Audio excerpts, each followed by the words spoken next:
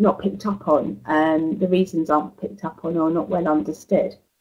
So first of all, remember that bacteria is it's almost a part of us actually. We have more bacteria cells in our bodies than we do human cells. They're much smaller, so we don't see them quite so, or that our human cells take up a much bigger space in our bodies, but we have many more bacteria cells, and they're mostly in the GI tract, but they're everywhere that we have mucous membranes. So in the urinary tracts, in the upper respiratory tract, in the vagina, on the skin, everywhere there we have bacteria.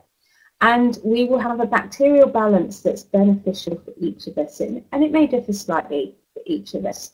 But as a result, we have generally determined that some bacteria are beneficial and some bacteria are bad.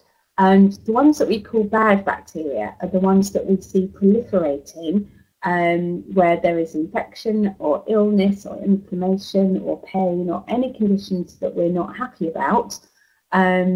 We often see a bacterial imbalance, or what we call bad bacteria, proliferating in those circumstances, whereas our normal balance of bacteria will contain many more of what we call our good bacteria. Now, bacteria theory, if you go back to the late 19th century and the early 20th century, it was a hotbed then for scientists trying to figure out what bacteria was all about. And the big question was, does bacteria just fly around randomly?